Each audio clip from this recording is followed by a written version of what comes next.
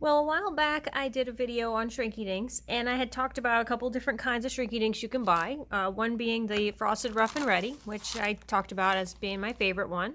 And that's the one that is, here's a little piece of it, sort of transparent, a little bit gray looking, but one side is scratched up. You can see the scratches on there, and the other side is shiny, so that's where you get the charm look when it shrinks and it looks like glass or plastic. And then the other kind that I kind of talked about briefly on the last video but didn't really go into detail on is the bright white. Now this is one of the older packs, so it looks a little weird. I really don't know why they put that clown on there, but this is the bright white, and it looks like this.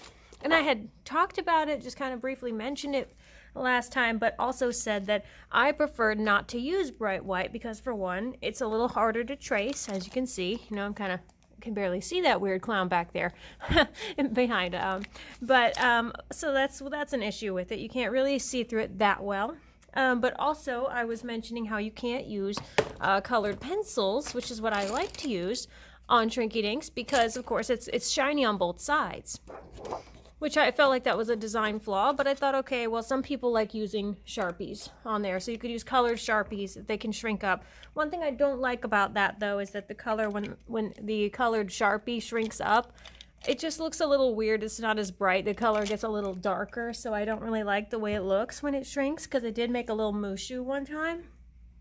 And I just didn't like how his red got really dark when he shrunk. He wasn't that little red dragon like he was supposed to be. He was a little more maroon. But also, these are supposed to be, like, these videos are supposed to be about how to do cool stuff for cheap. And if I'm telling you to go out and buy a $40 pack of colored Sharpies, that's not cheap anymore. So I'm not going to tell you to do that. So I found a way that I could do the bright white Shrinky Dinks with the colored pencils, so I'll talk about that. Well, I started looking at the Frosted Rough and Ready and seeing how these scratches on there look like that might be kind of easy to do. How do they get those little scratches on there? Well, I thought, okay, this shiny side is a lot like the shiny part of the bright white. Why can't I just find a way to scratch it up? So I used a sanding block. I cut myself a piece of this paper. It's more like plastic, I guess, but I cut a little piece of the bright white Shrinky Dink paper. Okay. And then I took the sanding block, made sure it was clean, like I wasn't going to be putting a bunch of color on there. And I just went all around. And I thought, well, I might have to do maybe some back and forth. I might need to go up and down, around in circles. I really didn't have to do a whole lot to rough it up. Just as long as I went to all corners of this, and just enough so that it didn't shine anymore, and it had almost like a paper feel. And this part, if you have sensitive ears, you might not like this part. And it did create a little bit of dust on my work surface, so some of this stuff get a little powdery feel on your hands. So that was unpleasant.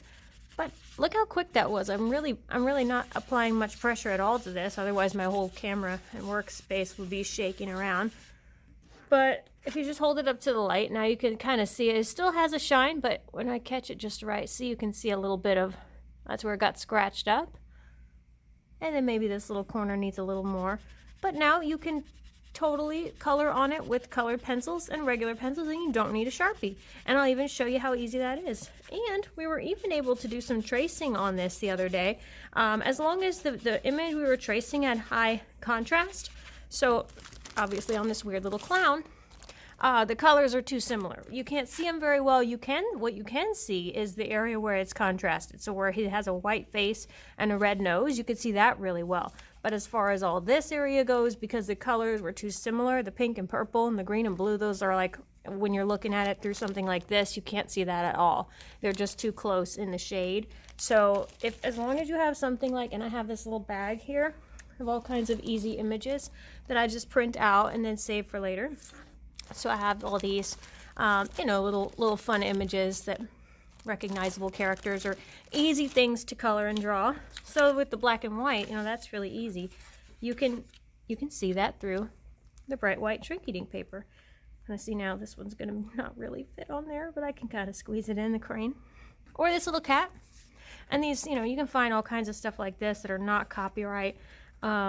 You can find them online. You can just find clip art images that are cute. No, not like any particular character. You can see him pretty well too. You know, it's a little harder on some of the areas where it was kind of more like gray.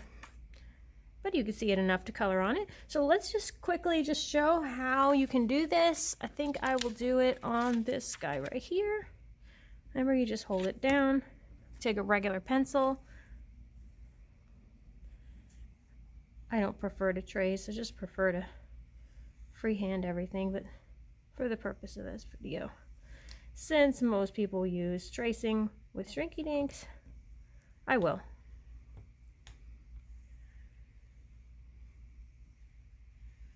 Get his ears, get his little hair. I don't know if he has eyelashes or not. I can add that later. And that's a cool thing. As long as you get the basic shape, you can always add in whatever you want later. I'm also going to talk a little bit about the shapes that we use when going to cut them out. Oh, he's got another cheek right there. Okay. All right. So that's with regular pencil, which you could not have done on the other side that well, because it would wipe right off and it wouldn't be as dark and easy to see. And you definitely can't color in. So then let's get some colors on this guy. And another cool thing about coloring, I'm going to do a purple ear on him, about coloring on the bright white is that your colors show up a lot better than they do on this. I just have a corner of it to show, but the Frosted Rough and Ready, because it's already kind of like a gray color, you almost need some white in the background just to brighten up the colors you're putting on, or they too will end up looking a little transparent. And so when this shrinks, you know, if I want to, I could just do like I'm not really coloring in very dark. I'm just kind of lightly coloring here. But when it shrinks, that color will look a lot better. Versus how it would look if I just kind of roughly colored and didn't worry too much about filling in all the gaps on the Frosted Rough and Ready. So we just go, and then also if you wanted his face to be white on something like this, you would have to color it white, you know, so that his face could be white. But otherwise, when it shrinks, it's going to look kind of gray, a little bit clear. On this, his face could be white by just leaving it like it is, and you don't have to color it. I think since in the picture he's got a black tail and black ears, I'm going to give him purple. You want to be careful when you are going to cut these out. If it's a small piece like the tail, it tends to break on those smaller pieces, because when you go to cut with your scissors, sometimes your scissors will just cut a little too much, and this will start to, once you break the Shrinky Dink paper, sometimes that break will start to spread and you'll end up cutting away too much. So you just kind of have to be careful with that.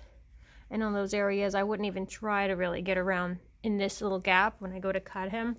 When I cut it out, I wouldn't even try to get in there. I would just oh, little pink there, his cheeks. I would just avoid that area entirely and just kind of go around it, round it off now. Okay.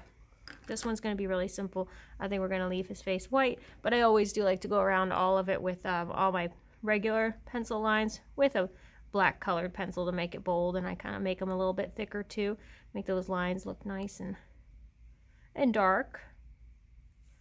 And then I will give her some eyelashes. Now I'm looking, I couldn't tell from when I was tracing it. I'm looking at this and see, she does not have eyelashes, but I think she should. So we'll give her some eyelashes.